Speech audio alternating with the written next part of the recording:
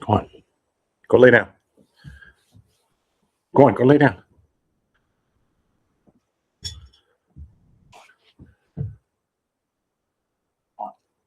Go lay down. Turn that. Somebody give me a thumbs up or something if you guys can hear me. Just want to make sure.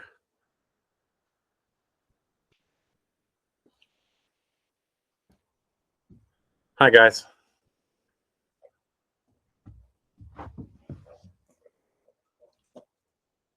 Just watching this load a little bit here so I can see. You hear me, right? Thank you, Melody. So, Flora's trying to get into the chat. Flora Nichols. Does she need a link? I don't know. Maybe. Yeah. All right, guys. Yep. Flora Nicholas, my friend there, joining some of my friends. I think they're coming for moral support. Okay, let's start off with some good news before we talk about post-traumatic stress and all the happiness that comes with that. So I was talking to some CBS folks today where I used to work, and actually there's still some good ones there. Unfortunately, they're just having to work for a shit organization. But yeah, it's breaking now that Greg Bovino is on his way out. So he won't be in your town as of like right now. I think he's leaving. And I've heard they're going to pull 800 agents out of Minneapolis, like starting immediately. Okay, let's talk about that real quick, and then we'll get into the meat of the story today. They're going to pull him out because he's an evil bastard and a Nazi. And they're going to bring in Tom Homan, who's probably going to come in and talk a lot softer, but he's still a fucking Nazi. And so we have to understand that, you know, until they fire all these people, you're still going to be under the same conditions. I mean, they might pull out everybody out of Minneapolis because it's really politically, it's a bombshell at this point for the administration, but it does not mean that it's going to get a lot better throughout the country. And it may calm down. But, you know, we saw Pam Bondi's letter yesterday demanding all this stuff, including the voter rolls from Minnesota. These people, we need to get rid of them. We need to get rid of people like Pam Bondi, who's a fake attorney general, and we need to get rid of people like Bovino, who's probably going to go on to another assignment. They'll probably keep him on just because, you know, they don't want him talking about stuff that he knows. Homan will come in and, you know, maybe he won't have the story about his $50,000 bribe for a few days while he's terrorizing everybody else. And we'll see what they do to try to calm Minneapolis, but they'll still probably, I'm thinking they'll still keep people there and do raids. But obviously it's a victory for Minneapolis. They've done a lot of work and they put a lot of pressure on the administration. And obviously people went to them and said, it's not working. And Trump is going to talk softer. Don't buy any of this stuff. Don't buy any of it. He is absolutely got surrounded by people like Stephen Miller still, who started these whole things in the first place, this $3,000 person immigration capture mandate that he has, which is impossible. And just deporting people at will and arresting citizens, and this tough guy thing about taking everything by force, including other countries like Greenland. These people are not good people. And you could take you could take the Greg Bovinos away one by one, but you have to get rid of the lot. You have to get rid of Kristi Noem, the dog shooter. You know, you have to get rid of Bondi because she's not actually following the law. She's a sycophant for the administration. You know, and there needs to be some sort of reconciliation by eliminating the people that are there who are just flat out evil. We all know this. That's all we really need to talk about. But I know that some of the other thing is I talked to a guy who was producing there for CBS. And remember, a lot of these people that work for CBS have been working there a long time. This particular guy was working there. I won't even say. Anyways, I don't want to put him in a bad position. But you know, some of the things they're dealing with. You know, when they are going to do interviews, for instance, at press conferences with Bovino, they have to go into the certain building that they're going into, and they come out and they're getting harassed by protesters. You know, these guys are trying to do their job and keep the light shed on what you guys are doing in Minneapolis. And it may not seem like they're helping at all, but you know, the mainstream media has got a bad name right now, and CBS especially. But remember, some of these people have been around a long time. They don't necessarily love what's going on within their own network. They're just doing their job to tell the stories the best way they can. So please, you know, you're scaring seasoned people with the way you're treating them when they're coming in and out of those lines in front of the Whipple building, right? So just be careful. The other thing is, they had a person who was coming and came in, and he was telling me a story about how they brought in a person to replace somebody, and he was driving in a rental car. And apparently, Minneapolis, you guys have been taking the license plates of all the ICE people, but some of the ICE people only stay for a week or two at a time. And they returned that rental car and they handed it over to a CBS employee who came in. And because they checked out a license plate, they thought he worked for ICE. This person worked for ICE, which was not the case.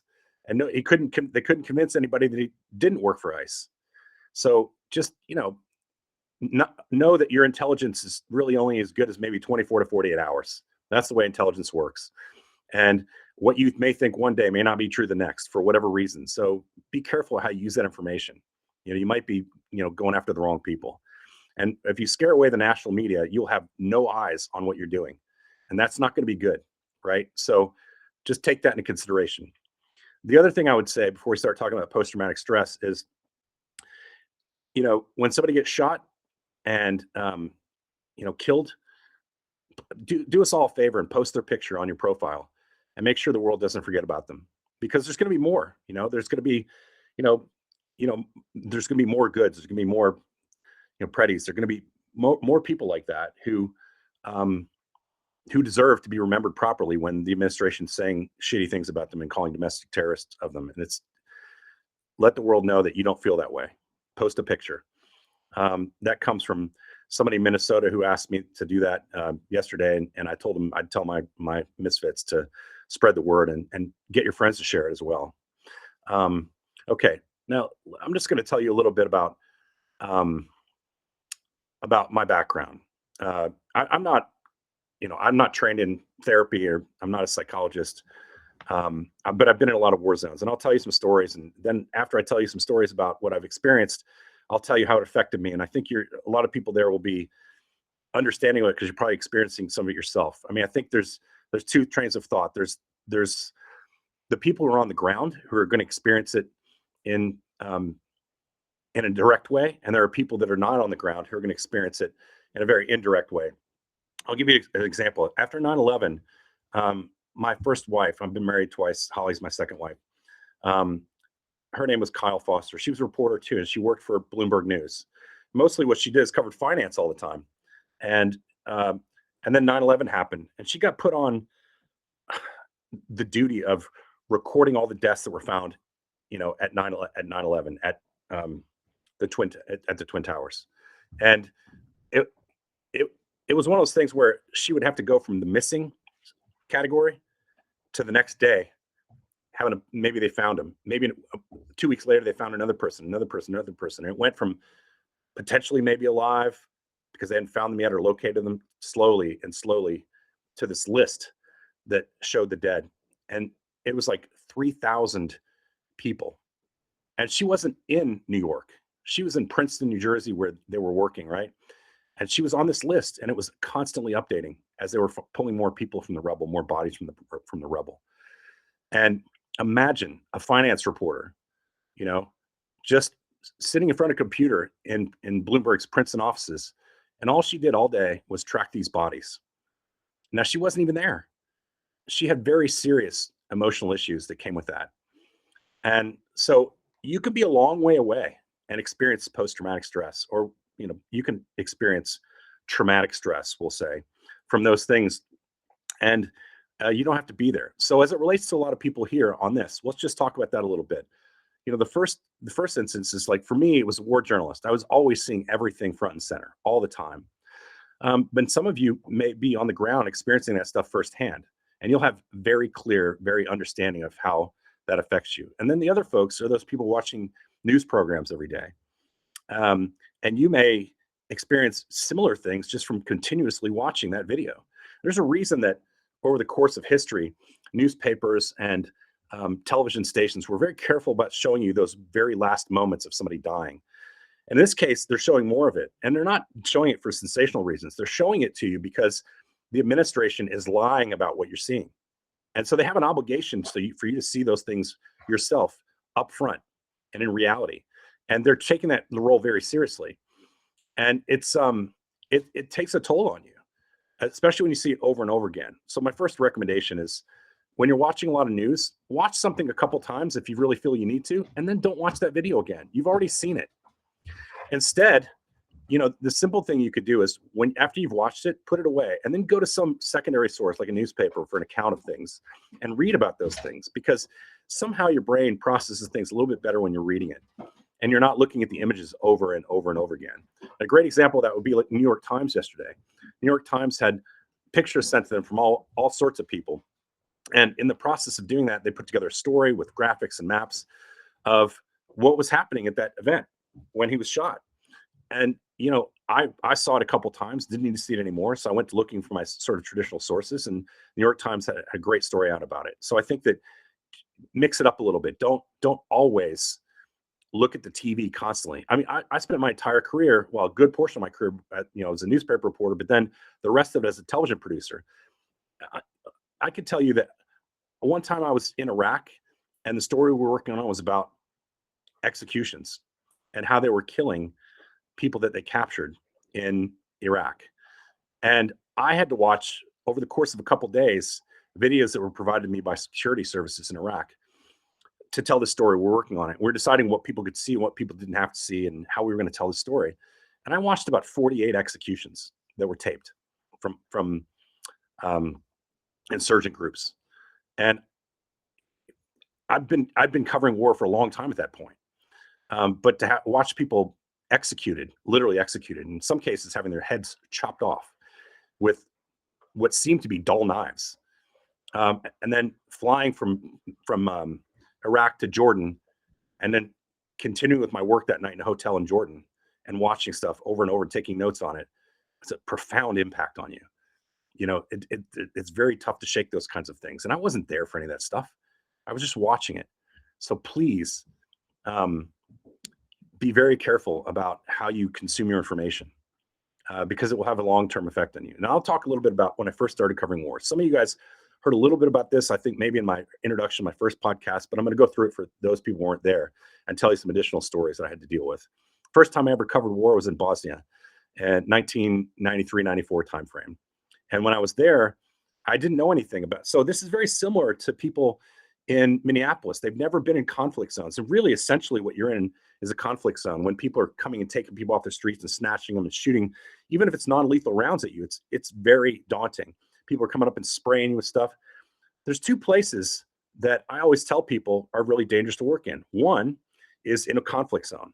The second is in places where there's protests, because large crowds create all sorts of problems that you don't really know how to deal with. Well, I know how to deal with them now, but like when you first start doing it, you don't. As a protester, you think everything's hunky-dory because everybody around you is like-minded, but it's not always so. I mean, in Egypt, I was in Egypt with a correspondent when she was sexually assaulted in Tahrir Square. 300 people surrounded her from secret police and sexually assaulted her. She's never the same since then, never the same, and really changed the course of her life and her career in a way that's profound, and affected her politics and the way she thought in a way that most people will probably never understand. But she was sexually assaulted in Tahrir Square. I was off somewhat at another square. We had arrived in Cairo that night around 11 o'clock, and Mubarak had just stepped down. And when he stepped down, just going through the airport, you were dealing with Mubarak's regime. We're still in power. He stepped away, but they're all still employed. And we had to sneak cameras in. I had literally sewn cameras into the bottom of my backpacks. And the big cameras we brought in with the crew were all confiscated at the airport. We had journalist visas. They confiscated all of our gear. And because I was a producer and didn't have big boxes with me, they pushed me through. And I had these tiny little cameras that we had brought in. And that's what we used to shoot that whole story. But within the first hour of her hitting Tahrir Square, she did a stand-up with a security team around her and another producer that worked with me. And she was sexually assaulted. And the police would not come in and help them. Does it sound familiar? It felt like the police weren't going to help. And they sexually assaulted her. And they were in a group of 100,000 people. But these security people were like a couple hundred surrounded her. And she was actually, after like 30 or 40 minutes of this shit, she was saved by a woman in her headdress and her robe and everything. And they went in and yanked her out when none of the men would do it. took her back to the hotel, and I knew her like a sister, and literally they had to I had to take pictures of her for evidence for the FBI in that night. We got her on a plane the very next day and shipped her back to the United States, where she started treatment for every known, terrible thing that happened to her. She was never, ever the same. And uh, yeah, and it altered the course of her career in dramatic ways. So I think that, and we stayed and did the story. I had a call from my boss at the time saying we're going to pull the whole crew out because it's too dangerous there. And you're talking about a crew that worked nothing exclusively in war zones. And I told my boss, look, we're going to stay. We're going to find a CBS correspondent on the ground and have them do the work that we arranged for us, and they'll step in and do the interview. And we did that. And the whole reason for that was so that the Egyptian government couldn't send us packing. We wanted them to know that if 60 Minutes is going to happen, something's going to happen in 60 Minutes, we're not just going to turn tail and run, because that would create a bad precedent for all other media organizations in the country, that they can't just silence people by doing terrible things to them. There's a long story behind that, but like, these are the kind of things that happen in big crowds. ICE personnel, you don't think that they would put some people in plain clothes in the cities that they're coming to if you have big rallies and start trying to do things to create an environment where they can start shooting and killing people? That's exactly what happens. And when you're in a big crowd, you think there's security in that because everybody around you is on your team, but they're not necessarily on your team. And somebody shoots into the crowd and creates panic, you get trampled by hundreds of thousands of people. So when you're in a crowd, look for when you go in there, have a plan of what you're going to do, where you're going to go, what your limits are, how long you're going to stay. And then also look for places that you can go to if things sound like they're not going right. Is there a big column behind this that I can stand behind if people start running?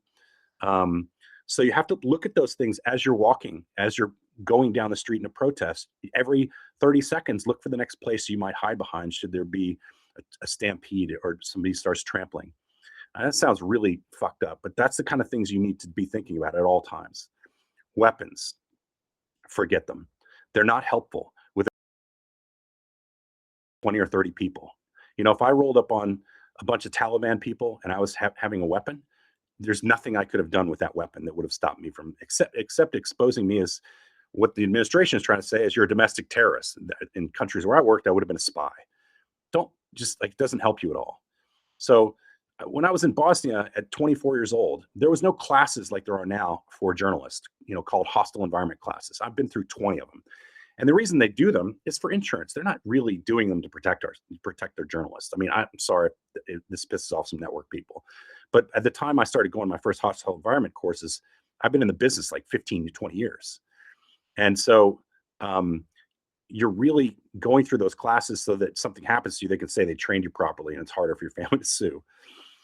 But nonetheless, they do have those classes. And for inexperienced people, they're very good, because most of the people, when they go to those places, don't have a lot of experience like I did and some other friends that work for me. So when we went to Bosnia at 24, I went there and I was reporting on that place. And I had 3 or 4 really bad incidents. One, I think I talked about the other night, was when I went into this little town called Gornji Vakuf. And we were allowed to go down the mountainside from the Croatian side into the Bosnia side in Bosnia-Herzegovina. And I went around this corner and I saw a sign on the side of the road that said, well, basically it was welcome to Gornji Vakuf. And the town is only a couple hundred yards long, maybe 1,000 yards at the most. And we started taking fire from both mountainsides. The Croats and the Bosnians were shooting at our convoy. And I was in a rental car that was with 2 other journalists. And these buses were getting stopped in front of us because they couldn't figure out which way to go. And that's, just imagine the shit train of these activists that were trying to go to Sarajevo. And I was covering this. And I'm like, well, I'm out. So we tried to go around. Dangerous in itself, because there's landmines on the side of the road a lot of times. And we got up to the end of that road and we ran into a UN compound. And I jumped out like a rock star trying to show my UN credentials. And the military there with the blue hats on, the UN troops, told me to get the fuck away because I was just drawing fire to their compound. And I was like, I have a UN credential. And they're like, that doesn't get you into our compound, you idiot. Get the fuck out of here. And I'm like, how do I get out of here? They're like, go back down the road you came down. Like, can you imagine? Like, what? And then make a left. And I'm like, okay, hopefully it's the right left. And we get in, we go, we make that left to go to the top of the mountain. And we get up there and these Bosnian soldiers drag me out of the car and put me on my knees. All this happened in the first hour of me being a war journalist, the first hour. So it's happening to people like that in Minnesota. You know, they're going into a peaceful protest. They're seeing terrible things happen by ICE, and they're monitoring people. They're not. Their brains aren't prepared for it. The training that you're getting is, you know, probably pretty new. And hopefully, some of you are getting some good training on how to deal with this stuff. But things can change in a heartbeat, and you learn very quickly what you can and can't do in these places. So heed those lessons and talk to people who've been doing it for a while. So I go through and they drag me out of the car. They put an AK to my head and they tell, we're all talking in different languages to try to get through to these guys.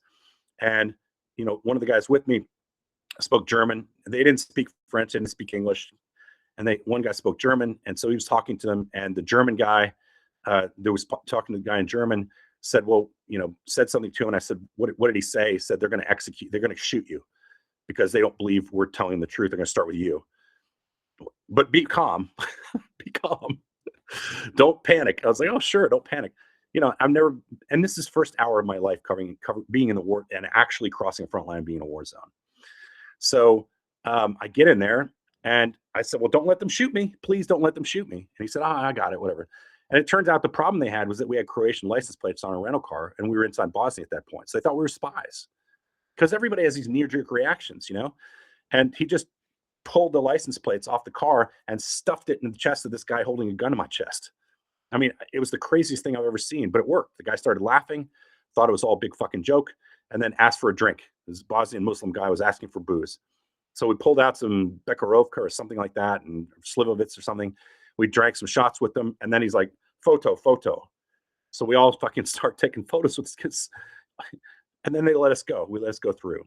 And, you know, it's those kinds of things that you don't have experience over that last with you forever. You know, are you scared or is it things you see? Sometimes when you're having post-traumatic events, it's just your fear, and your fear overcomes you to a way that just feels like you're going to break. And then the other part of that post-traumatic stress is from seeing things happen to people, children, old ladies, old men that had nothing to do with fighting. And that stuff sticks with you, which is what you're seeing in Minneapolis. You know, you're seeing innocent people who are protesting things getting shot and killed for no fucking reason whatsoever. And that's affecting you because you know they're not really dangerous. You know they're not bad people. So you're really being affected by those events.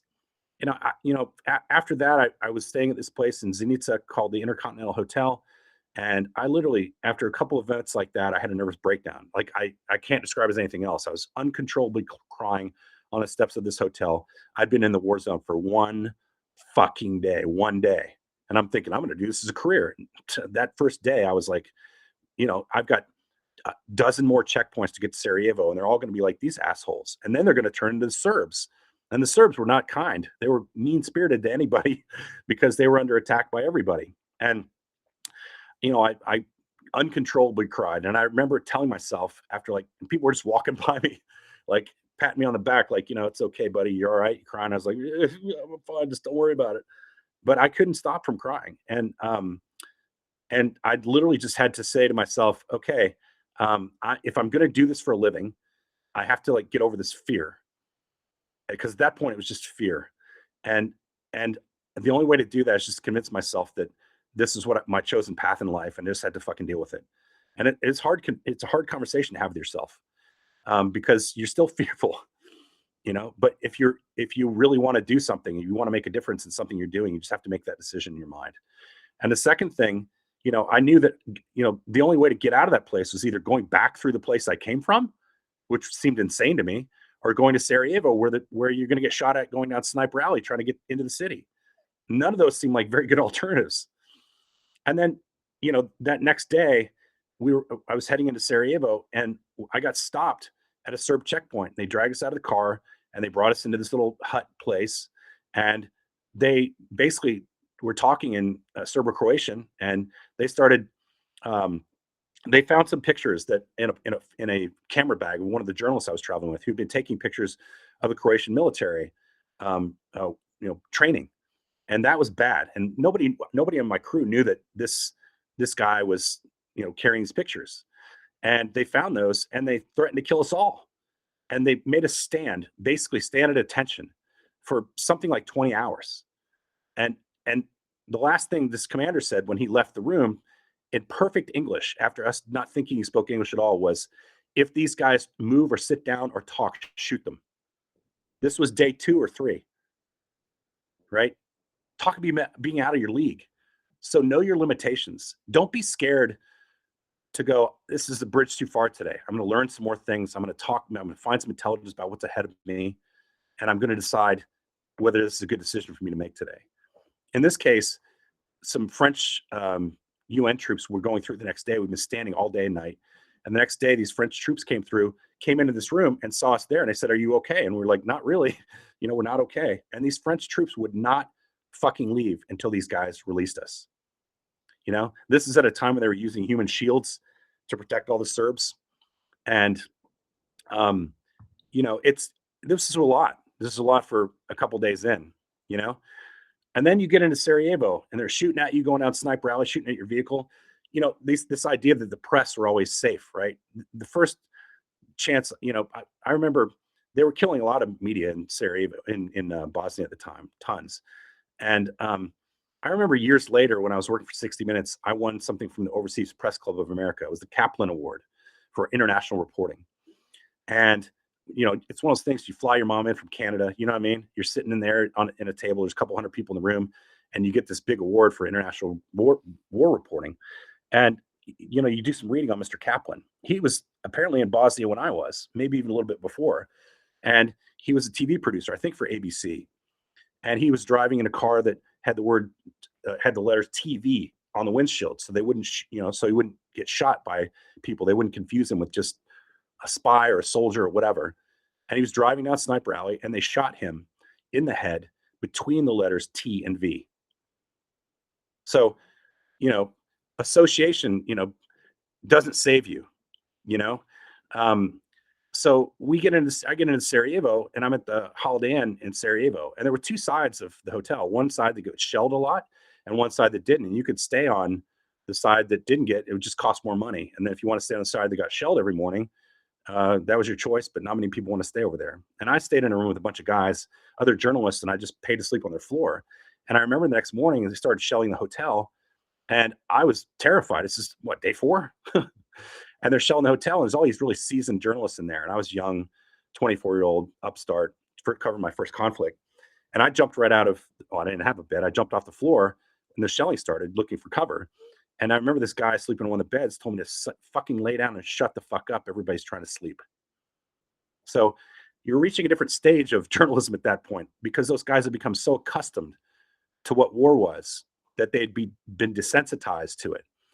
And actually, it's a pretty safe thing in a way because you're training your mind at that point to compartmentalize fear and sorrow. You'll run across war journalists or first responders who sometimes seems like they're telling inappropriate jokes for the time, and we call war zone humor, and it's a coping mechanism.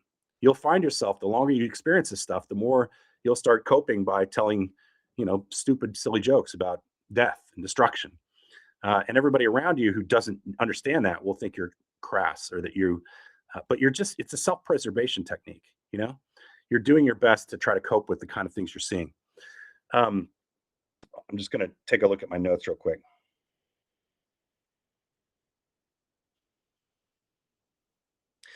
So I leave Sarajevo after a number of weeks and leave Bosnia after a number of weeks. And I go back to Split, Croatia, which is on sort of the border. It's on the Adriatic coast. And I was a nervous wreck. So this is my first 6 weeks of covering conflict. I get back to the hotel Split and I get a room. And I basically couldn't come out of that room for like 4 or 5 days. I remember calling my girlfriend at the time, Virginia, and she was living back in the Czech Republic where we lived, and in Prague. And I was just on the phone, just bawling, telling her I didn't know how to leave the hotel room. There was nothing, no part of me that could leave that room, even to go out and eat. I was so stressed out, and there was no danger in Split at the time. It was just on the edge of the zone, and I was safe, as safe as you can be in a place like that. And I just couldn't leave. So you're already seeing the trauma creep in at that point. And I remember getting back and getting to Prague and knocking on my own door in Prague, and her opening the door. And I just literally fell into her arms and started crying uncontrollably. And it was kind of like one of those things that for the next several years impacted me in a way that was really hard to describe. I came back to the United States and started working for a newspaper in the United States. And I remember for about 2 years after that, all I ever did was go to sleep at night. And when I went to sleep, I used to have to put a stack of towels next to my bed because I had the same recurring dream for 2 years. And I would wake up in the middle of the night sweating, like cold sweats, freezing. And I'd have to get out of bed and towel off and then put towels over my sheets because my sheets were sopping wet. And that was really the first indication of what I just saw as bad nightmares. And for 2 years, I didn't talk to anybody about it because I thought it was just like something I had to deal with. And we didn't really talk about post-traumatic stress like that then. Again, there was no training for journalists, and there was certainly no psychologist to talk about this stuff to that understood it in a way. And so I was going through this on my own. And the only way I got out of it, which is advice that I'm trying to give you guys who are dealing with stuff. Some of you are going to experience this stuff because they're coming to your town next. And some of you are already experiencing it because you're in Minnesota. The only way to deal with this stuff is by talking about it. If you bottle it up, you're fucked. You'll just continue to have nightmares or whatever else comes with that. And I didn't even know that. I just started talking to one of my best friends about it when I was back in Kentucky. And and then I talked to other people and I started noticing those nightly nightmares started slowly going away. Instead of having them every night, I'd have them every 3 days and then every a week and then every 2 months. And then after a couple of years of this, they weren't there anymore. So I didn't go to a professional therapist. At first, I just went to my friends. And it wasn't the kind of thing that I regularly went to them and called them and said, "Hey, I need to talk about war." It was just I'd talk about what I'd see. And they would be like, "Oh, that's weird, man. Shit." And then just getting out of my system and having them hear was a lot. And the only time I really ever professionally dealt with it was when I was going through a breakup in New York when I was working for 60 Minutes. And I had to go to a therapist to talk about it because I was so depressed.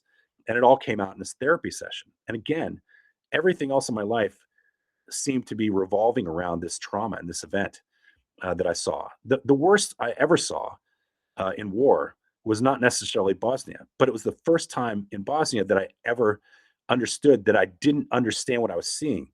When you become a seasoned war journalist, you know every sight and sound. You know what an AK sounds like versus an M4. You understand the difference between jets flying over you, which an A-10 Thunderbolt flies slower and lower, an F-16 flies faster and goes through. So you know the weapon systems really well after a while, and you know whether things are outgoing or incoming. And so when you're dealing with that, you don't know what you're hearing or seeing. The trauma is even higher because you don't know. And when you get more experience and you hear things, not to stress about it because this is an outgoing round. It's a howitzer. It's not an incoming, it's not an incoming round. And so you learn those behaviors to look for those things. And as a result, you don't get as fearful. I covered conflicts all over the world for 30 years. It's that first event where I didn't understand what was happening around me that stayed with the trauma that triggered me. And I still occasionally have that same recurring nightmare, but not many from all the other places I've covered. And that includes in Somalia, being detained in Libya, being, being shot in Ramadi, being in landmine explosions in Afghanistan. None of those, having members of my team kidnapped for months, none of those events are nearly as bad for me as the first time I covered war in Bosnia when I didn't know what was going on. So knowledge for you folks is your key. You need to be able to understand your battle space. And this is exactly what it is. I'm sorry, but at this point, Minnesota has become a battle space. The only difference is they're not mowing you over and shooting you all the time, but they're shooting enough to give you trauma.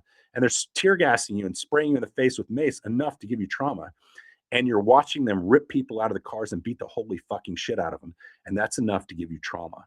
So you have to understand where you are, and you have to understand what you're seeing, and you have to understand, your recourse for reacting to things. The best thing you can do is hand out cards to everybody where the closest hospital is. Have an emergency contact listed on your card. Who's the person I call in an emergency first? What are the police? What's the number for the police department? Which precinct is close by? Can I have a card that has the nearest hospitals for this given day? These can all be organized by people that you're working with, instead of just figuring out like how to get food to people. That's one thing, but also get a group who can help you when you're going to a place in a given day. Get information on a card for you, so so you're not having to think it all through in a moment of trauma. You just turn the card over and look at it.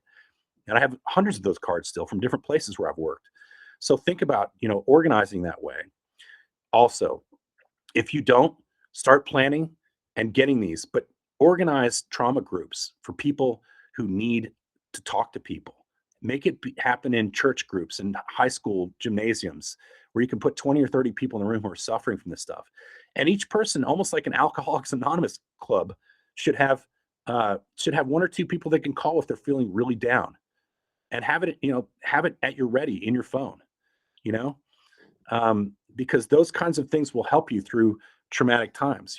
We all get depressed from seeing and doing these things, but you don't want to stop doing it because it's so important to the cause of what you're trying to follow.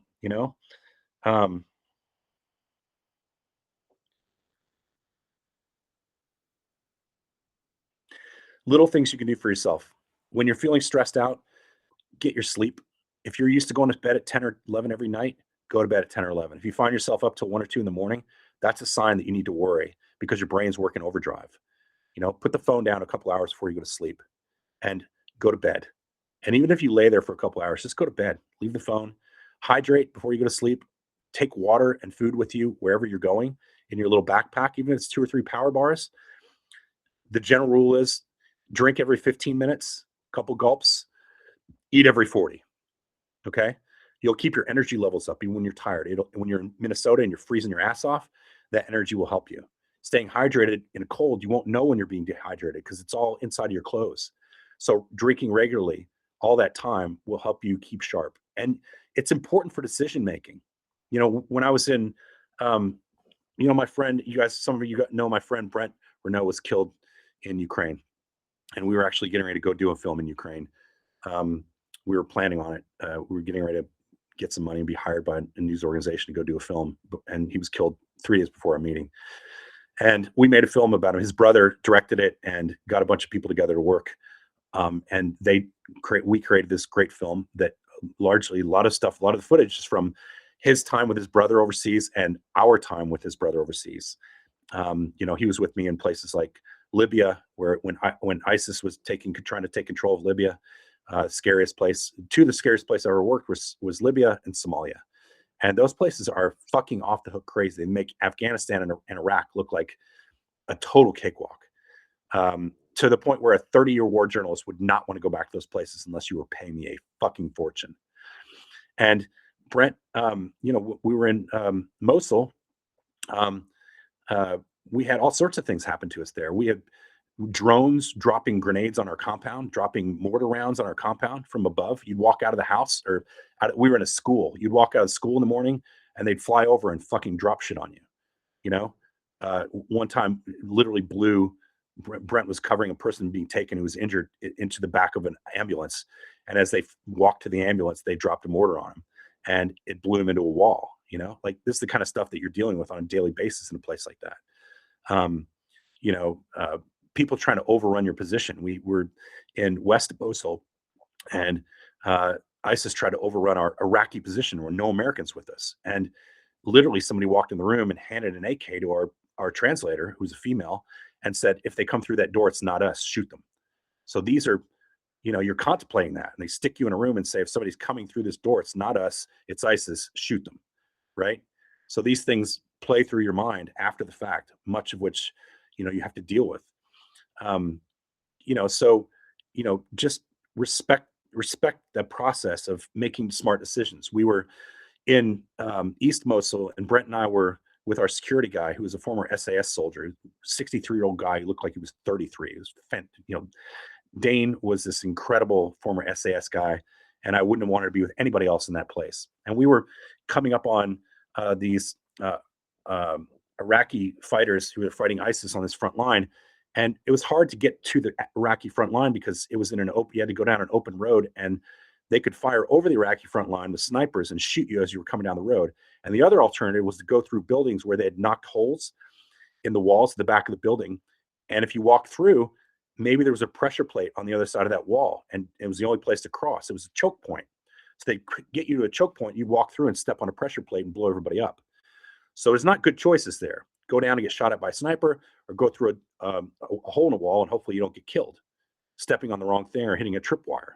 So these are things journalists have to figure out, right? And so we got to a point one time, and Brent and I were trying to get down this road with our guy, our security guy, and it was shooting going all around. We were kind of behind a wall, so we're kind of safe. And we're about 100 yards, maybe 150 yards maximum to this front line where we've been able to spend the whole day there watching this fight from a bunkered position. And every time we went across the road, it was like crack, crack, crack, another 2 or 3 rounds. And when you cross a road, it's not Minneapolis, but when you cross a road and somebody shoots a sniper round at you, it's really better to go across not one person at a time. It's better to go a couple at a time, because that split second forces a sniper to pick a target. And that's a split second that might get you across the road. So you don't go onesies, twosies, you go 2 at a time. And we were doing that, but we were still getting shot at. And it was pretty fucking scary, because you'd hear that shit winging by your head. You'd hear that little sonic boom, pew, pew, right? And that means it missed you. And we got a couple rounds back and forth going across this road, doing the zigzag down there. And we got about 100 yards away. And I stopped him and I said, listen, this is not going to work today. We're just going to stop. And we're going to go back, and we're going to figure out if we need to come back here tomorrow. And that's what we did. So the lesson here is, if things get too crazy around you, and these ICE guys are acting like fucking idiots that they are, untrained idiots, by the way, and Proud Boys and all the people that join that organization, they love to shoot people. We know that by now. If it gets to where it's too volatile, just leave. You can always go back and protest tomorrow. There's no shame in that at all. No shame in it at all. Don't be scared to say, pride is taking over for me here. I'm going to walk away from this, All right. So those are kind of some important lessons I think you need to understand. Here's the most important thing that I think everybody needs to understand. If you're having post-traumatic stress, and I live with it, if you're having post-traumatic stress, don't be ashamed of it, because it is a normal response to your body's trauma. If you have a normal brain and you're freaking out and you're having post-traumatic stress, that's normal. Okay? You're a normal person. If you're not having a post-traumatic response to that kind of trauma, you're a sociopath. So don't be scared of being scared, and don't be ashamed of being scared. There are generals in the US military who are going through treatment from the things they've experienced. And it doesn't get any more tough than a 4 or 3-4-star general. So just consider yourself a fucking general. I'm a general who's making a smart decision today. I'm going to go talk to somebody. I'm not going to let this overcome me. I'm not going to fall into drinking and drugs to deal with this trauma. I'm just going to talk to my friends. We're going to fucking talk it out. That's the most important thing, because you're having a normal response. So I think that's something you guys could think about and consider. I think we're going to take some questions here. I'm going to look at what's going on. Yeah, trust me, these are like a 15th of the stories I could tell. They're just the ones that are on top of my head when I'm talking to you. The Egypt thing applies more than anything, I think, to what you guys are seeing, because it was a crowd of 100,000 people, and still things went desperately wrong for the correspondent I was working with on that story. And there was nothing that they beat the shit out of her security that was with her. And I was across town trying to land another interview for 2 days later. We were what they call crashing a piece, which means you're doing it on short notice. And we were trying to do a story about this, Egyptian revolution in 2 days. Normally we work on a story for 3 months. So I was off trying to find another person when I got a phone call to say, come back to the hotel, something bad has happened. And, it's the kind of call where something bad has happened so badly that the US ambassador is calling our hotel room, and she's lost her mind, rightfully, because of what had happened to her. So that really does apply. And you do really get in environments where you have to, I'm going to stay here 10 minutes and I'm going to leave. Right. It's just, and sometimes things are out of your control. When you're in a hostile environment like that and you're recording these people, do yourself a favor. First thing you do is find out what space they feel comfortable in. Now they're going to antagonize you because that's what they want to do. This isn't about immigration. We all know that by now. especially after Bonnie's memo that they wanted, the voter rolls. This is not about immigration. They're picking up everybody and tormenting them. And they're trying to exert control because they're not a police force. Police people don't act like this. They're his army that he's funded to the tune of about $180 billion. And he's using them for vindication. He's being vindictive to his political enemies and trying to scare the population into thinking, when we come to your town, it's going to happen just like this if you don't comply. But we still have a First Amendment right to talk and report. And you have a First Amendment right to record when you're in a public place. When you're in a public place, give them room to operate, blow your whistles, do whatever you feel you need to do. But when they start coming towards you, just say, hey, am I far enough back? And they say, no, move back, motherfucker, move back. Say, okay, no problem. I'm moving back. But keep recording and move back. If they come up and get up in your face, don't fucking start screaming obscenities at them. You don't need to do that. Your camera is your weapon, man. Just say, hey, man, I'm just here recording this. It's my First Amendment right. I know you guys really love to support the Constitution. And I know this protects, but not only me from things that might happen to me today, but it really protects you, because as long as you're being lawful, we're both protected by me filming.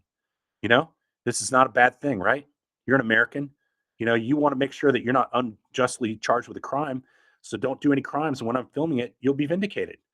Have that discussion with them on camera so that if something does happen bad to you, you have that evidence of it, or somebody has that evidence of it. Keep your calm when they can't keep theirs. And remember, these guys are supposed to be trained, and you're the ones who are supposed to be freaking out. And you will, because you're untrained. And trust me, at 47 days, they're untrained too. If you go through like special operations and learn to become like a special operator, you work for years to learn how to deal with crowds and people. Years, not 47 days. These guys couldn't pass a fitness test if their life depended on it, half of them. All these little MEAL Team 6 guys you see running around, little fatties who are running around trying to tell you they know what they're doing. They don't know what they're doing. And when you surround them and you get up in their face and start putting trauma on them, they're going to react the way they are. One, because they love to kill you. Two, because they're reacting. They're tough guys, and you're making them feel less tough. Just record what they're doing. Start getting people to file lawsuits, right? That's the way you beat them. And you beat them at the polls on election day, But you put pressure on them, and you got Bovino out of town. Be proud of that. But be careful. Be careful. There's so many things you can do to protect yourself in that environment that still allows you to do what you want to do. Let me tell you one more story real quick. When I was living on a fire base for a couple of maybe 3 or 4 weeks, and we were surrounded by Taliban, and we went on missions where literally I'm filming them killing Taliban like right in front of me, shooting out of a cornfield. We go into the cornfield, boom, they waste the Taliban. We filmed all that shit. An American gets shot, boom. We filmed all that stuff for 60 minutes, right? So understand that, those kind of environments for our people, like our cameraman who was filming all that stuff, it's very traumatic. But you need to understand that, when you go into those situations, the things that you see and experience in those places, it won't kick in for months, because your brain's trying to deal with it early on. And it'll be months and months sometimes before you really start experiencing the trauma. Months. So prepare yourself for that. Start talking to people now.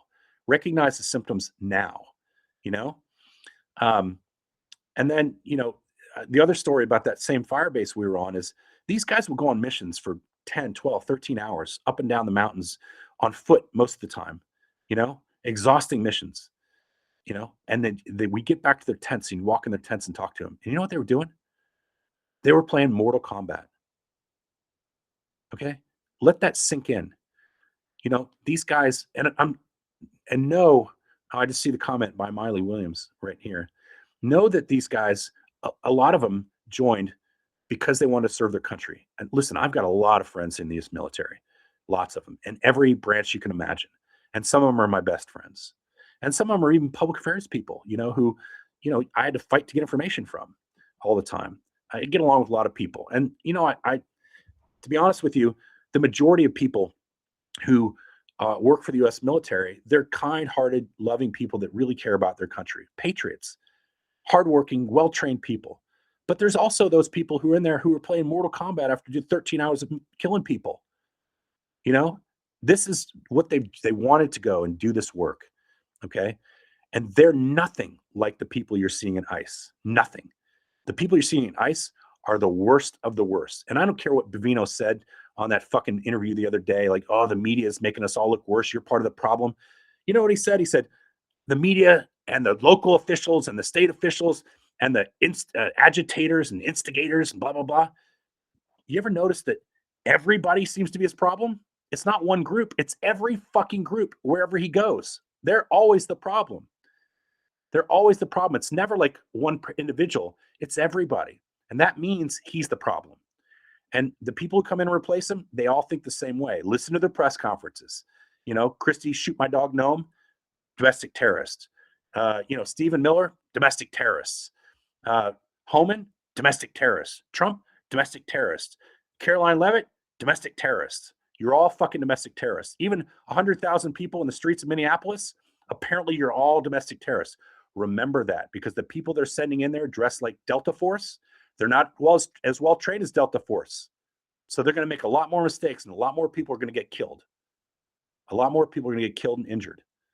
So don't make it easy on them. Don't fucking do stupid shit that gets you shot. But keep recording, keep the pressure on, keep coming out in numbers. All right.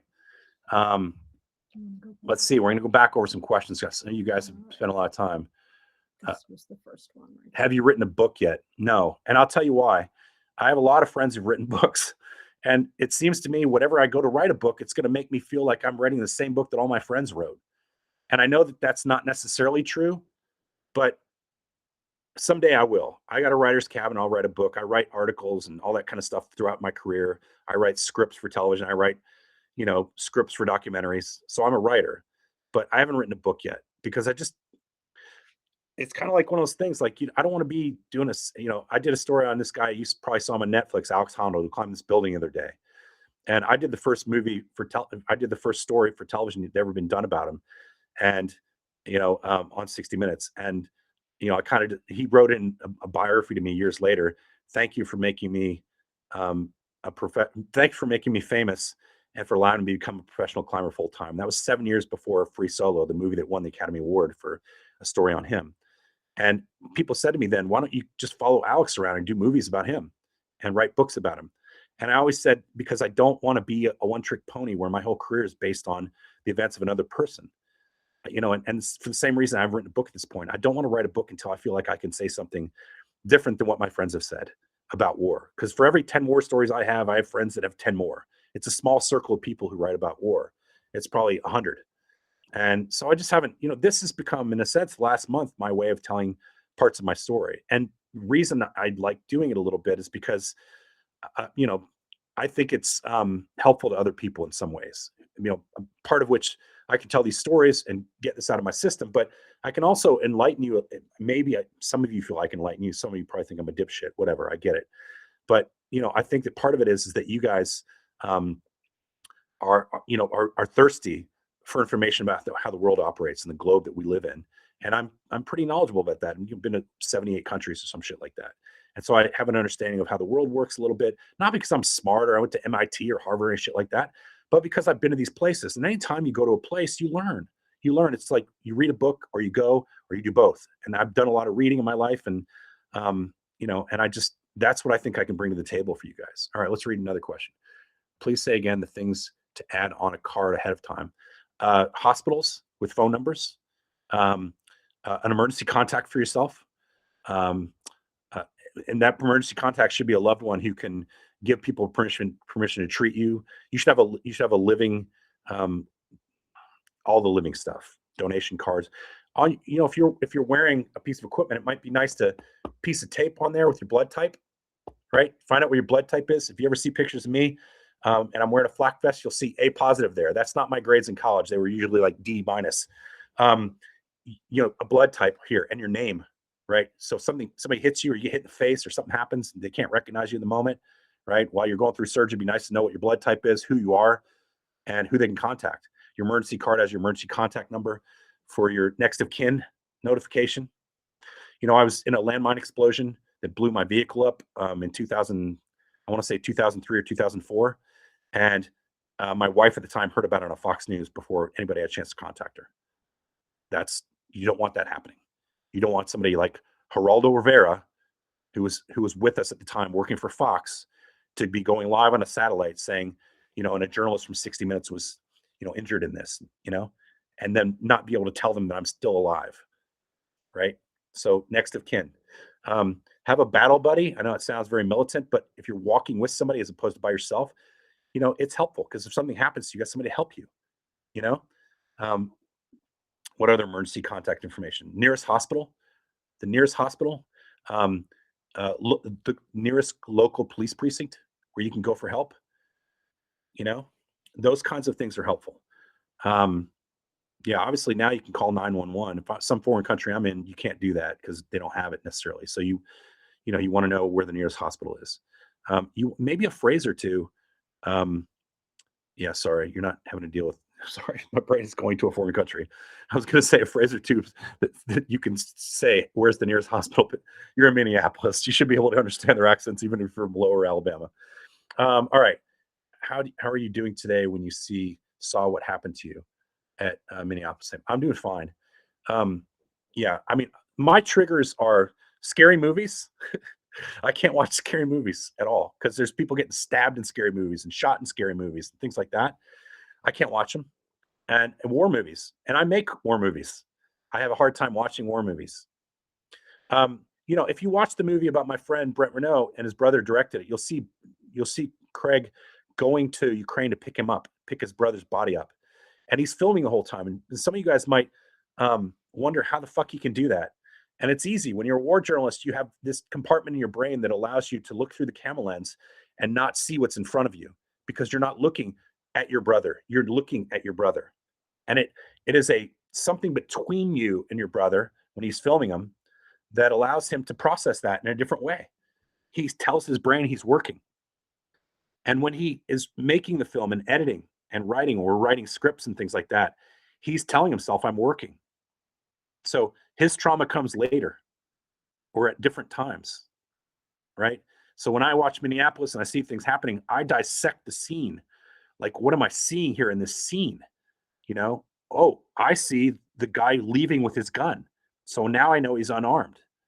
Oh, I hear a round and everybody steps back. Nobody knew where that first round came from or why. Oh, they're stepping back and he's lying still and they're still shooting him. So I dissect it like that. I don't see it like traumatically.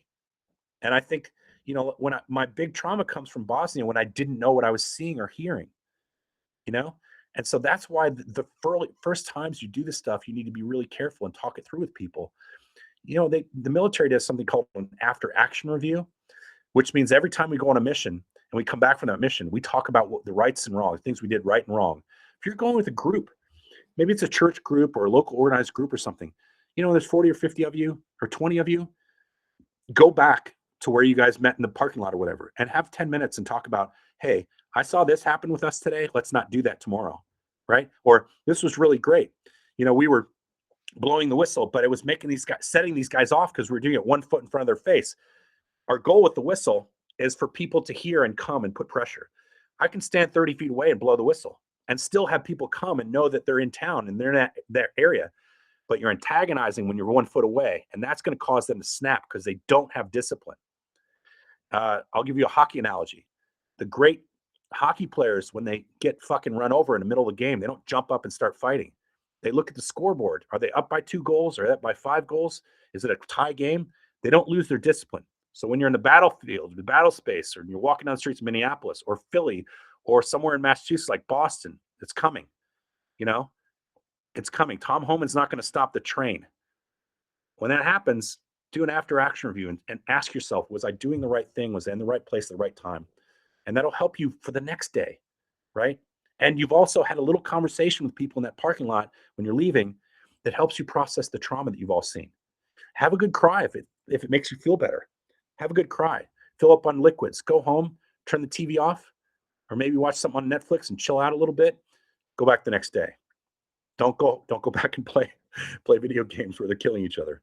How do you deal with people who are protecting their peace and either don't watch the news at all or shut you down when you try to talk about they think it's not good for you? I'm not sure they're protecting their peace. Well, people who don't watch the news, I talk to them just directly because generally, if they don't watch the news, they don't have the facts. And so, for instance, I'll give you a fact that most of them don't know.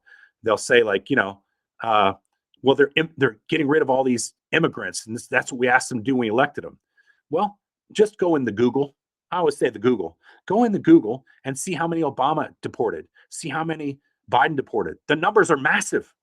They deported tons of people, but they didn't go about it in the way they're going about it now. They didn't drag them fucking out of cars and beat the shit out of them, then deport them. They didn't show up at courtrooms and create a second judiciary as when they came out of their hearings, waiting for their next hearing, arrest them right outside the courtroom. That's fucking illegal. And Obama and Biden didn't do that. And they still managed to deport people that didn't deserve to be here. So there's a way of going about it in the United States that we're supposed to do it that's judicious and fair. And that's the argument we're making to people. So if they're not listening, pull the numbers up and make them listen. Here's the numbers of deportations under Biden and under Obama. They're in the millions. They're in the millions, but they never had to act thuggish when they did it. That's why we're Americans. We don't act like fucking thugs. This isn't Russia. This isn't the Taliban dragging people off and hanging them in the soccer stadium that the United Nations built for them. That's not who we are. So tell them that. Find a fact. Sometimes 2 or 3 facts are enough to make your argument, but you're not arguing with the ICE people. They don't want to listen. These are Proud Boys. These are the guys that couldn't make it through the police academy. These are the guys that loved killing people in Afghanistan, not just because it was part of their job for their country, but the ones who probably would have been thrown out anyways. And they came out of the infantry and they couldn't get a fucking job. They didn't go get retraining. They didn't use that college fund money like a lot of my friends have done and gone back and learned to get an education, to do something different. They're thugs. And I don't care what Stephen Miller or any of those people at Christy Nome says about it. They're going to come pick me up someday because I'm talking shit about them. It's the truth, man. I'm sorry. And I'm not beholden to some network anymore where I got to be careful how I say it. All right, let's see. Holly's here pointing at stuff for me. Would you mind sharing how you're currently living your dream, the cabins, and how that brings you peace? Thank you very much for bringing that up. It's in my notes. When I stopped doing this kind of work after 30 years, it's the kind of job that people have for like 5 or 3, right? And I did it forever. I became so good at it that I didn't know what else to do. I didn't want to just be I didn't want to cover city council meetings and cover crime. I didn't want to cover the Senate. It seemed boring to me. And the reason it seemed boring to me is after you cover war for the first time, I was a literary person. I love to read Hemingway and all this stuff. You get really immersed in what they call in literary terms, the human condition, man versus man versus self, man versus nature. And there's no other place in the world to see that in such, so much as a war zone. You're always seeing the human condition in spades all the time. People suffering, people having conversations with themselves about fear and bravery. And it's a very addictive place to work. And when you get really good at it, you're better than everybody around you. People want to hire you to do it, and they want to pay you a lot of money to do it. So it becomes addictive. And at a certain point, you're just like, I'm done. It's been too much. I can no longer, with 3 destroyed discs in my back, carry my flak vest and a 50-pound pack across the Hindu Kush anymore. Because while I'm now 58, the soldiers that I started covering when I was 24 and they were 24, well, they go on to retire and they replace them with more 18-year-olds. So you get older and they keep staying young. And it's fucking hard. And it plays this mental toll on you, So, my wife and I decided we're going to move to the country and do this thing because we wanted to be out in nature. We love riding motorcycles. We have 6 motorcycles and we love to off-road tour where you sleep, in your campsite, and pitch a tent or, pitch a hammock between 2 trees. There's nothing like green space to cure your mind. Nothing. And that's part of the reason we started this place. We have 10 cabins. We'll have 5 more next year probably. And we're going to put in an ice rink because I'm Canadian. We have to do that, have an outdoor ice rink. We have a sauna. We have hiking paths we're cutting and mountain biking trails. And we're surrounded on 3 sides by 2 national forests. That's our neighbors. And that is, even when I'm inside this house, this is our library in the house because the writer's cabin just got, we had somebody staying there for the last 2 or 3 days. And we have to clean it and change the sheets and everything. And I'll be back reporting from the writer's cabin tomorrow night. But today we're in our library. And It's just, you know, being out in nature and seeing bears run across your property and deer scamper across your property and watching your dog chase a squirrel and chipmunks on the back porch. Man, it just takes you away. So that's something that I think, and I'm really happy you asked that question. It's something that I think that everybody should think about when you're going through 2 or 3 weeks of this traumatic stuff. You guys up in Minnesota or Michigan, those places, get out into the woods. You have the most beautiful places in the country. You know, take a trip to Montana or Wyoming. You know, go to a spa. You know, we live near Hot Springs and Warm Springs, Virginia. Go there and do a hot spring for a day. You know, and even if it's something you just go walk in the park, just go walk in a green space and take your shoes off and walk in the grass. It'll reset those parts of your brain that feel trauma. Okay, bus drive. Let's see. How do you deal with people? Oh, wait, what was the other one? Oh, that we had that one. I don't think so. Yeah. Which one are you pointing at? Right here. Yeah, I did that one already. That was after the last one, so I don't think so. Yeah. Okay. I worked at ICU for 34 years and have to compartmentalize. Yeah. The crazier it gets, the more calm you need to be. Focus, rely on your team. That's right. Yeah. Very good comment on the ICU stuff. It's very similar to conflict zone. Hectic things going on all around you. My relation to that is I've been shot at a lot and I've been in frontline battles a lot where I thought I wasn't going to live. And people were like, you know, and you panic. And the only thing that I did to tell myself to deal with the panic is focus on what's in front of you. Take your camera, film, keep filming. And if you're scared, that fear kind of goes away in that moment, but be aware of what's around you too. So, you know, what's around you is people doing things that could get you killed. So you're filming and you're looking, you're filming and you're looking, and you're taking all that in, but you're still filming. And for me, that protected me from the stuff that was going on, people shooting at you or dropping mortars around you. And there's actually videos out there of me in battlefields, like when shit's going down and I'm trying to be as calm as possible. And you'll hear it in my voice. I'm calmer than the people around me, but I'm still scared. Fear is normal. If you're not scared, again, you're a sociopath, you know? Yeah, let's see. Most of the people have taken in Maine are not illegal. Yeah, I mean, that's happening. They're going to keep doing that because their new policy, apparently, according to some people I saw an interview with, is that they're just going to take you anyways. And they're going to figure out if there's a way they can throw you out of the country, even if you have the right paperwork, you know? Yes, the cult mind is hard to crack. I'm not here to tell you how to crack the cult mind. Fuck, you know, I'm here to tell you how to protect your personal safety and to help your brain deal with the trauma. Let's see. How do I shut off my brain? I think a lot of it in terms of going out in nature, you know, and taking a walk. I like frequent walks, especially in the spring and summer. I'll just go for a walk and we have the dogs and they run up and Holly and I'll go walking together. She has a stressful job too. So taking walks are great. And I didn't really think I could get much exercise out of walking, but the older I got, the more I realized it's very, very good for your brain. Debrief. Okay. Create a card list. Let's see. I'm going up some of these other ones. Self safety and severe weather. Yep. Let's see.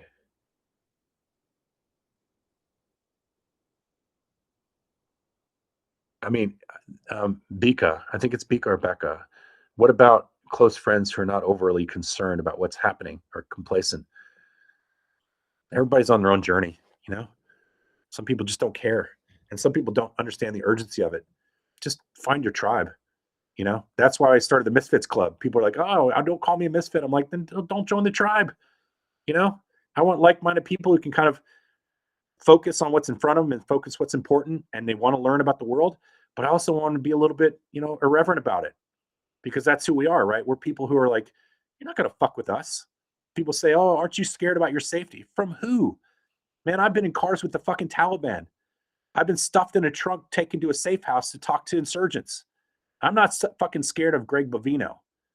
You know, there's strength in numbers. We're creating a club, the Misfits Club. In Minnesota, it's something else. But ultimately, we're all like-minded people. And we're all going to fight for the same thing. Democracy's worth it. Look at Carney up in Canada. He's fighting for it. You know, there's strength in us, in our numbers. So be a misfit. Let's see. My triggers, I think I've talked a little bit about that. You can't shut your mind off and you cry a lot. That's okay. You know, I tell you what, Donna, Sometimes I'll watch a fucking commercial and start crying. And I have no reason. I don't know why.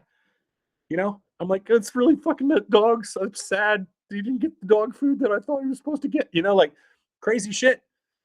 And that's just your brain. Maybe you haven't had a good cry. That's trauma response. It's okay. That's your body saying, I need to cry. Just cry. I'm a dude. I cry. Whatever. Meet me on the hockey rink if you think I'm a sissy, right? Whatever. Let it out. We're human. You got to deal with that. Admission, I have a red hot dot laser pointer and I like to get it on the forehead of these assholes. Don't do that. It's funny, but don't do it, because they're going to think they have a round on them and they're going to shoot in that direction. They might hit somebody else. On your TV. Oh, on your TV. Sorry, I thought you were at a rally.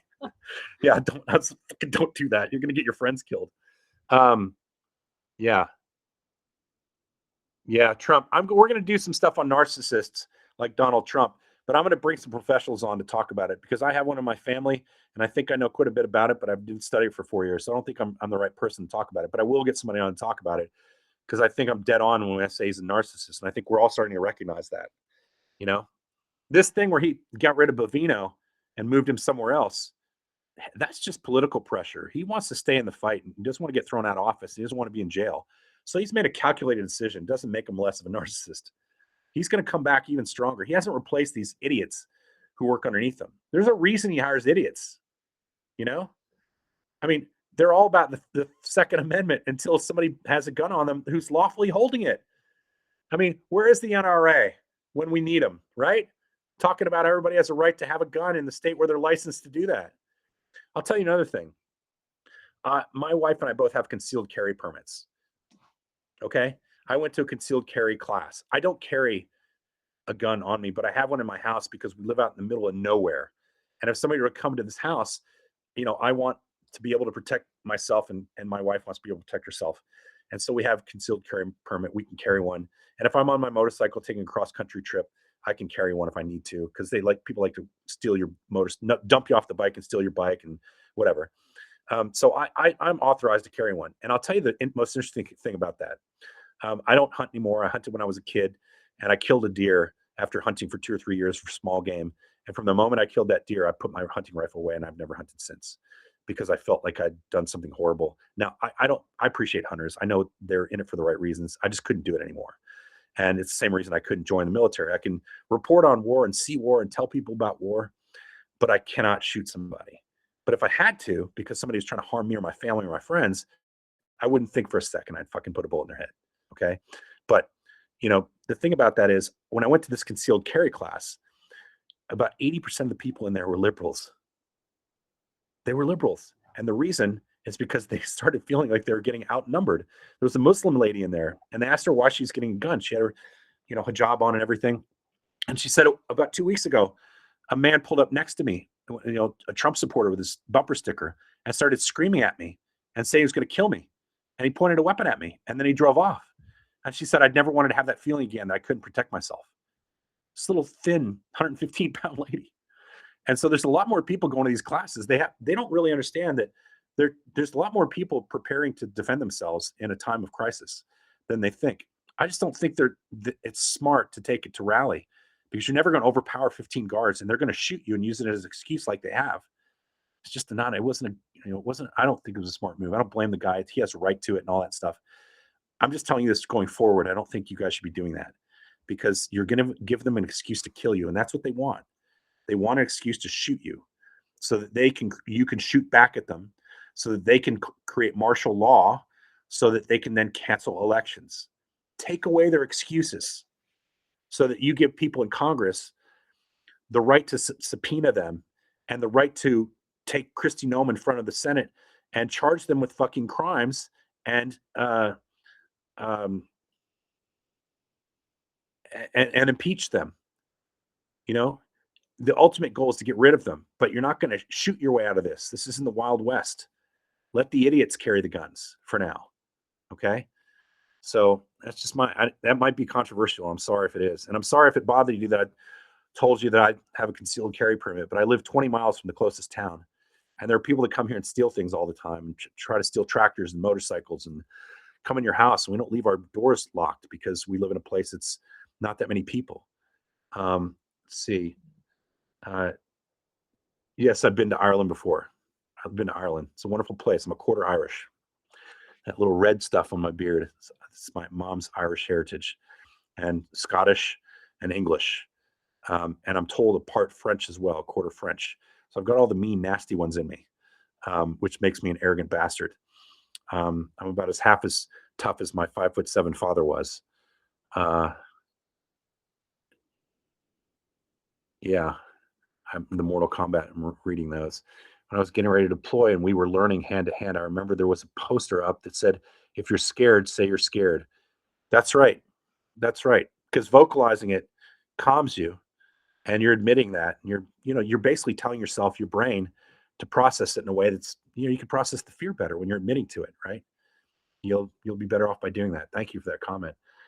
To everyone in Minnesota, if you feel like you want to talk but groups aren't your thing and you just need someone to listen, you can call the Minnesota Warm Line, 855 Warm Line, 855 Warm Line. It's free, and it's just regular people who've been through this stuff too. Thank you very much for that. I appreciate you giving out that information, and maybe people will see that tonight and go to that if they need help. You'd be surprised, and all the people who are doing these protests, there's probably tens of thousands of people now who are pretty worn out and pretty scared. Remind everyone, if they have previously been diagnosed with PTSD, your PTSD isn't diminished by anyone's else. Take care of yourself. That's right. You can be getting it by watching TV news, and you can be getting it by being on a sort of a frontline situation where you're dealing with ICE exclusively. Yeah, man. Everybody's fear level and everybody's pain level is different, and don't let people judge you for that. Just, it's fucking shit's hard. You're seeing people do horrible things to people. It's hard. Don't you think martial law and the Insurrection Act will be put into play by Trump? Well, I don't know. We've seen him blink twice now in the last week. Once on Greenland, because the world put pressure on him. The House and the Senate put pressure on him, I believe, and the world put pressure on him economically. They're going to continue to do that because they're fucking fed up with him. And now you've seen the world put pressure on him because of Minnesota. So does he? And the National Guard went out the other day. I thought it was great. They're coming out and giving out hot chocolate and donuts to demonstrators, right? So there's still some good people in the United States military who don't want this to go the wrong direction. They aren't in ICE, okay?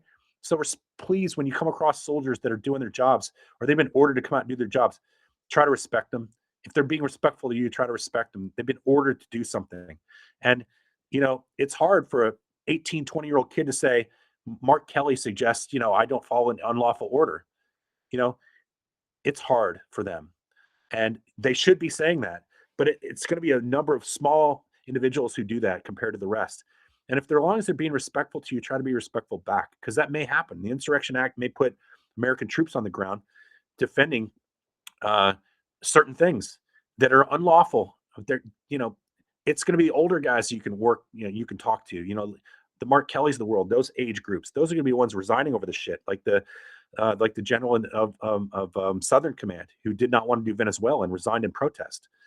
The younger guys, a lot of them actually support Trump because they're not as learned. When you're 18, 19, 20 years old, right out of high school, you don't know what's going on in the world yet. So just try to be respectful to them and don't get them all fired up.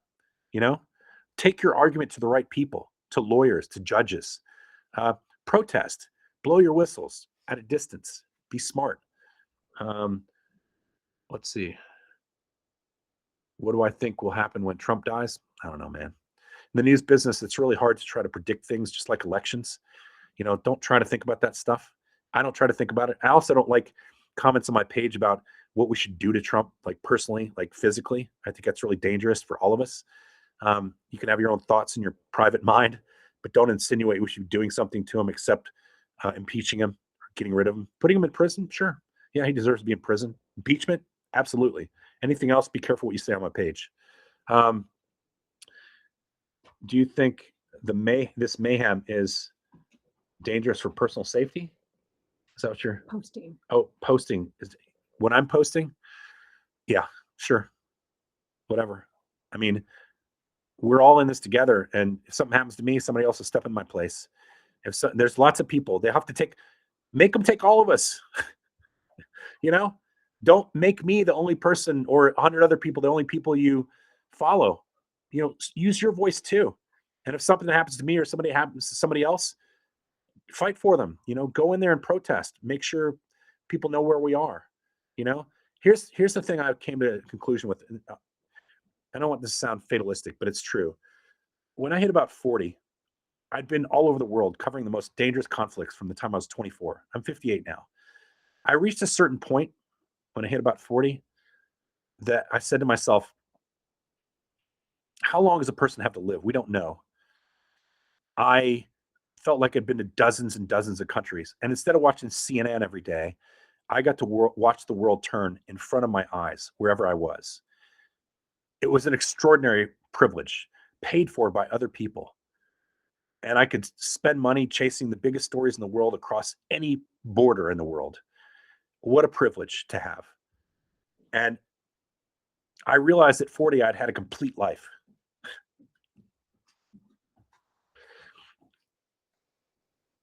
And I still believe that. I've had a complete life. And most people on this page will never have been to or seen the things, for good or ill, that I've been able to see, that other people have paid me to go see and tell them about. And that's an honor. And I've lived a long life. And I don't want to die tomorrow. I'm not fatalistic. But if it does, like, I've seen more than everybody else. So I'm lucky. So don't fucking mourn people who live their life to the fullest. I remember one time I was in Ramadi. You probably heard about Ramadi. And we landed at some little airport outside Ramadi, and we took a convoy of U.S. military vehicles on an embed into this place. It was like an elementary school. I mean, you know how big elementary schools are. Not big, little compound walls around it, like 10-foot tall walls, and a little playground area and a parking lot, and the elementary school. And I was with these U.S. Marines, the bravest motherfuckers you will ever see in your life. And they were out of Camp Lejeune.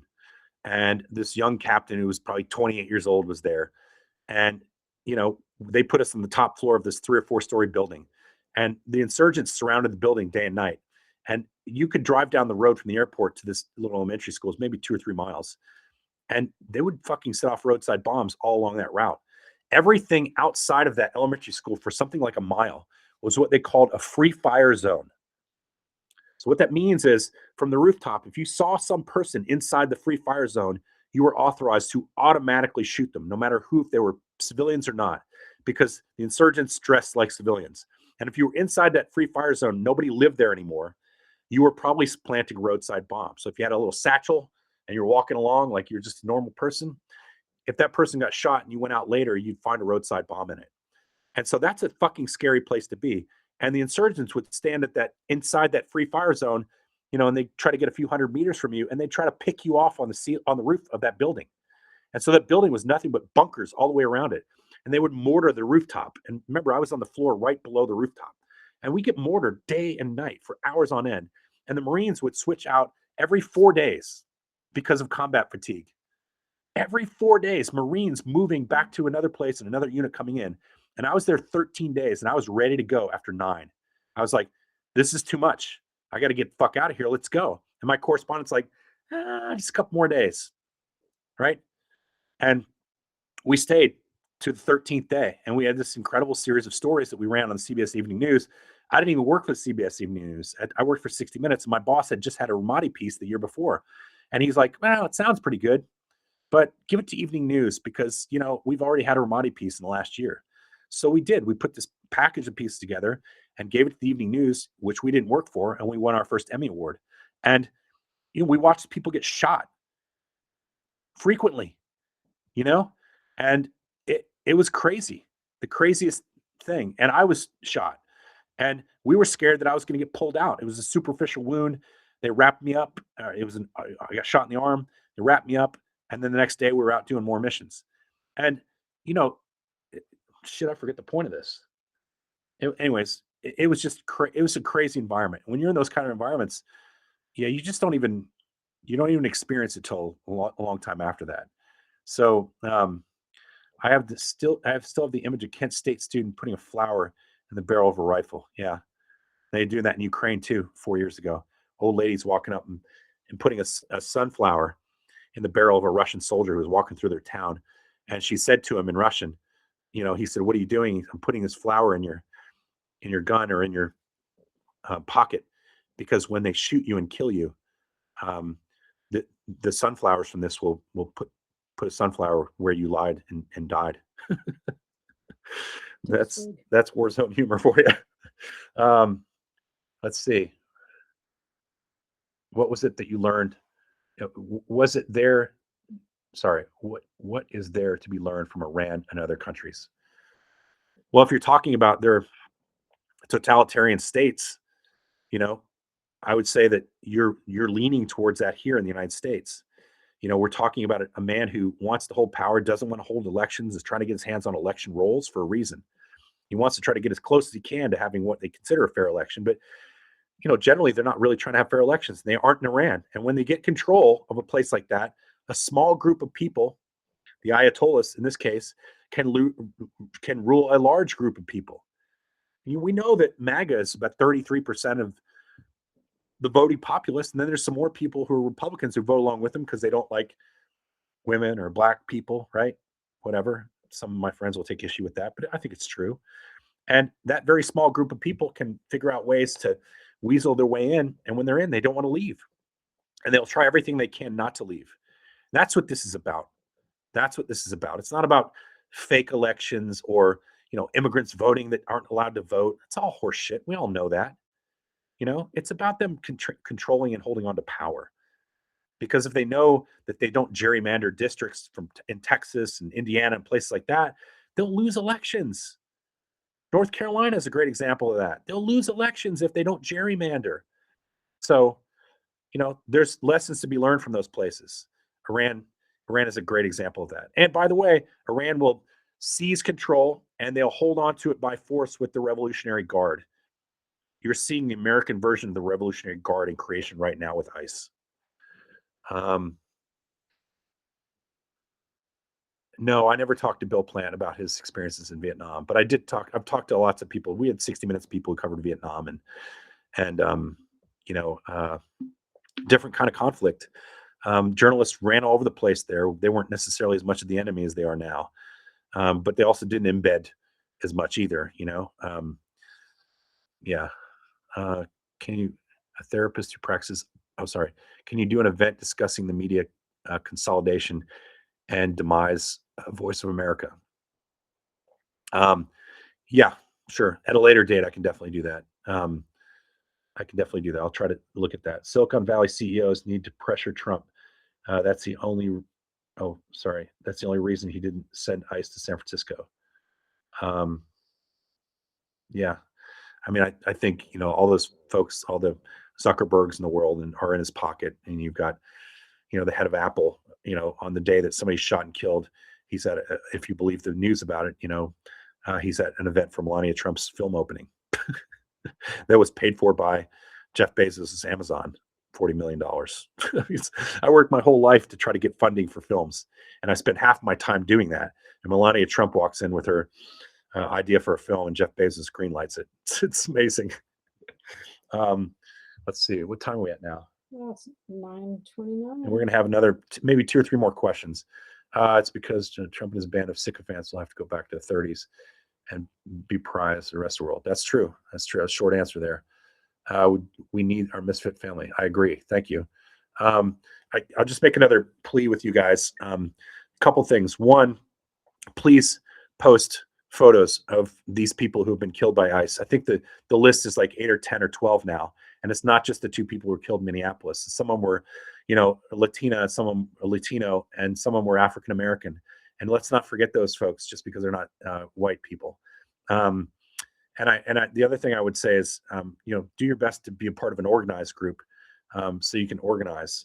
The third thing I'll say is, thank you for all my subscribers on here. We'll probably release this to the non-paid subscribers so they can learn from it. I mean, a lot of people are angry because they're like, you have something to learn. You're trying to cash in on it. It's like, man, I do 12 hours. My wife, Holly, can tell you. Just tell them how much time I do a day of this shit.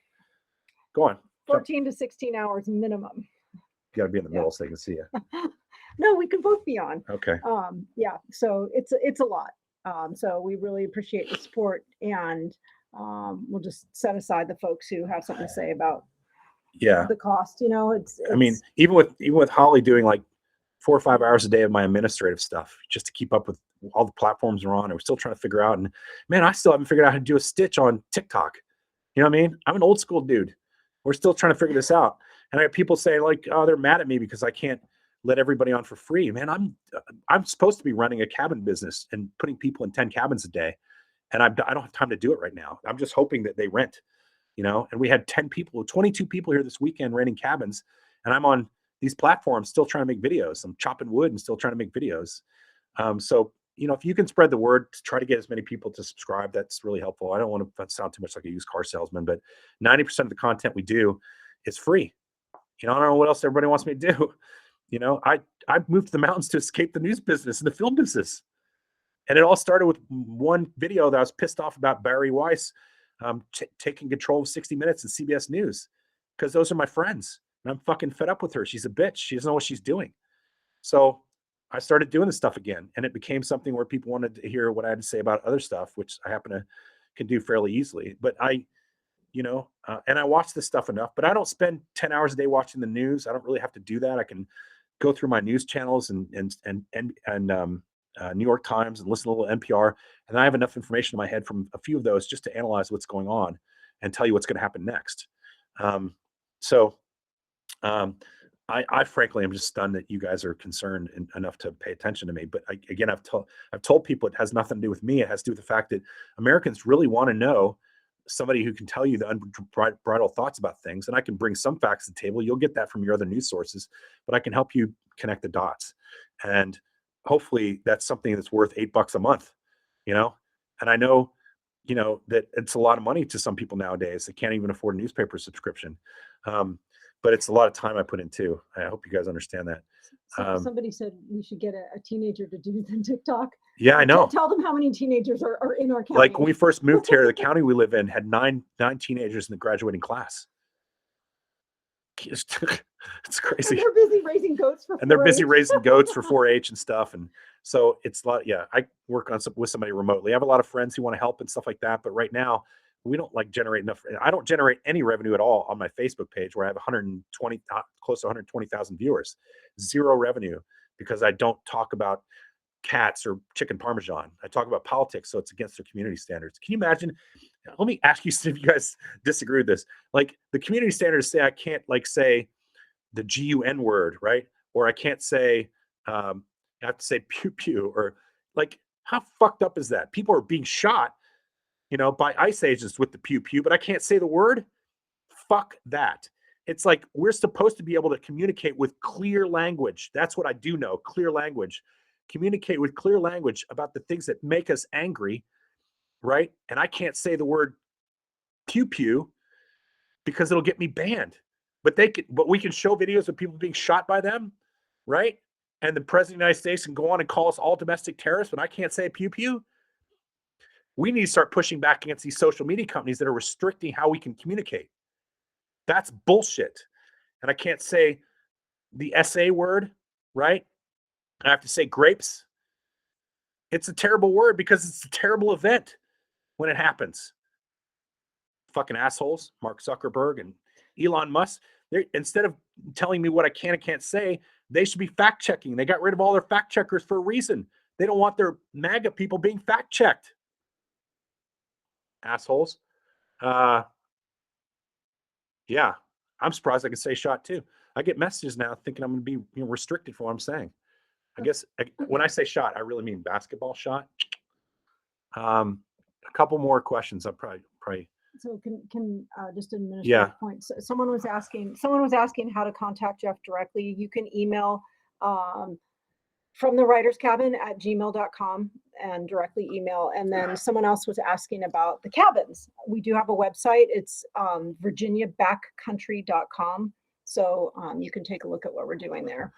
And we're gonna be doing seminars and stuff in the spring and summer for all sorts of myriad of things, like, trauma stuff. We already have a journalist group coming in. Craig Renault, who's my friend who directed the film that we worked on, is going to come, and we're going to have people come in and talk about trauma. We're going to have bushcraft stuff up in the mountains. We're going to have, writers retreats, filmmaking retreats. we're going to have yoga retreats, all that kind of stuff. And we're going to do it sort of during the week so that we can keep our weekends open for renters to come through who are tourists. But we think that's a good way to spend our time, and it keeps me engaged, the kind of stuff I'd love to do. So be looking for that stuff. Holly's pulling up another question here. What? Mary Jo, new shirt. Oh, yeah. Yeah. Mary Jo says we need a new shirt in our merchandise shop, which is on from the Writers Cabin on our Substack page. You can go down the page and see our little merchandise thing. Mary Jo says we need a shirt that says pew pew on it. Mike McIntyre wants me to say that again. I'm guessing he wants the information. So from the Writers Cabin at gmail.com is our email address. Our website for our cabin business is www.virginiabackcountry.com. And the other thing I'll say is this is really important for you to understand. I get thousands of comments and messages a day now. Thousands. I say I spend 5-6 hours a day reading all your comments. The first thing I do, I read them all day long while I'm trying to work and write scripts and things like that. And while we're trying to clean our cabins for the next group coming in. And today I spent like an hour just cleaning the driveway with my ATV. And it's, so I'm going back and forth doing all these things. And these thousands of comments, I literally try to read every one. I'm not going to always be able to do that with 120,000 followers on just one of my platforms, and 30,000 on another, and several thousand on this. But I do read them. And if I don't respond to you, or I just hit the like button, please understand, man, it's just insane. I could spend 20 hours a day just responding to my comments. And some of you send me videos and stuff like that. I appreciate that. But if it's a big event, I promise you, it's my business. I've seen the video. I sometimes will have the same video sent to me 100 times. 100 times. So maybe if you have something personal to say to me, talk to me about something, or something that's really inside baseball or inside information, that's really better than just sending me the news of the day. There's a guy in Norway who's really great who talks to me about the markets, the US European markets, and will talk to me about bond sales and things like that. That's way more interesting to me because I can then use that and start studying it and figuring out what kinds of things, and how it's going to affect the European-American trade relationship, right? That's different than just sending me this guy who was shot or somebody who was hit with pepper spray. I've probably seen that at that certain point. I mean, I literally talked to a reporter today who's on the ground when Bovino was taken out. So I still have those sources and friends who are reporting on it from the place. In fact, the cameraman that was working on this story in Minnesota worked with me on the Creech Air Force Base drone story that we did, where we had a man on the ground in Afghanistan, and we videotaped him from 30,000 feet up, driven by guys at a secret base in Nevada. And he was my cameraman for that years and years ago. So I still have these people in my life. I just don't call them all the time because I don't want to put them in a bad position when I'm talking shit about CBS. Okay, we'll take one more question here. Someone, it's been asked twice if you can share some of the places you get your news. Okay, some of the places I get my news. I have a routine. I have a New York Times subscription, and I read the New York Times for the top stories of the day, just because I think they do good analysis and they're well reported, and I can trust their accuracy. No matter what MAGA says, they're the best. Them and the BBC are the best news organizations in the world. They are everywhere on the planet when a big event is happening, and they usually beat me there. And I always thought I was there pretty quickly, and so they stay there, so they understand the story. And satellite feeds for the evening news or whatever, ABC nightly news. They have bureaus in these places. New York Times has bureaus in Kabul. BBC has bureaus in Kabul. Okay, so that's look the size of their newsrooms and study where they have people, and you'll know that they're serious about journalism. Fox News, like I've never been anywhere Fox News was on an average day. They fly in and fly out, and I was on a U.S. Special Operations Base for 3 months one time, and who did Fox send to go out on missions? And he couldn't even come in because he didn't go through the proper channels. But he just figured he's going to show up and just start working because he's Fox, and they would just let him in. Oliver North. I mean, literally, the head of the Iran-Contra affair is now on Fox News, running around the globe trying to pretend like he's a journalist. So consider your source. So I do New York Times. I also have a Washington Post subscription. Although now I'm looking more to ProPublica because I have some friends that work there who are excellent print journalists, including my friend John Sullivan, who's a Pulitzer Prize winner who runs one of their investigative teams. I watch Frontline when I can. Frontline, I have a lot of friends that work there as well. He used to work at 60, and they tell great verite stories and do great interviews, and they don't pull punches. I will watch Jon Stewart whenever I can because there's a semblance of news of what he does, and I think we all need to laugh, man. So you can get a little bit of news by watching his show, and you get a chance to laugh at the news. Don't be afraid to do that. Be human. Zateo is starting to look interesting to me. Mehdi Hassan is, especially on the interest when you're into, say, Gaza, he knows the facts about Gaza better than anybody else. So he can call, the Israeli government out on shit that they're doing. It's bullshit, and those kinds of people. I know there are a lot of independent journalists now that are out there. I'm not going to name them because I don't want to say bad things about them, but a lot of them are just parroting the news that they see each day. And they're not very good at analysis because maybe they're a little bit young and they haven't been anywhere yet. And they're getting a following because they're just regular and they do stuff all the time. And there's particularly one or two that I know of. I definitely am not going to name them. They're probably really good and they're working hard and they're young, but they're parroting what they see on TV and putting their face to it. And that's not news and it's really not analysis. They might come out 2 hours later that breaking news, Bovino is getting ready to be fired by the Bush, by the Trump administration. What's really been reported by the other stations or networks prior to him reporting it. He's not doing a lot of original reporting, for instance. So find people that do original reporting and probably have a little seniority and they've been around the world a little bit and can really analyze these situations. I also love Heather Cox Richardson. What can I say? Some of you compared me to her. That's ridiculous. She's really, really smart. I'm kind of a little bit dumb.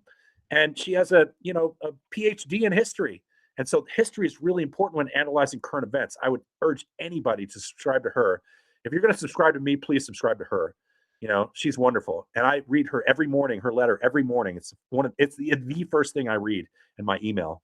I would also watch or read Joyce Vance, because if you're looking for legal analysis, and it's so important right now to watch what the courts are doing, there is no better person than a former prosecutor for the federal government to tell you what you're seeing. And she's honest about it. She's beholden to fucking no one. So watch Joyce Vance. And those are probably my big ones. BBC, I love the BBC, and I love listening to NPR as well. And if you hit 4 or 5 of those in a given day, you will be up with the news and your analysis will become better and better as time goes on. I think I'll still be able to offer you some perspective on things. But our whole goal is to make everybody here a little bit smarter so that when they get into discussions with their, second uncle about how Trump's a great guy, they can tell him to fuck off. So anyways, let's see. I'll take one more question, then we're going to go for the night. Will this all be listed on your site? I don't think I can list. We've done a story already on my site about the news sources that I like. So you can go back and try to find it if you have time.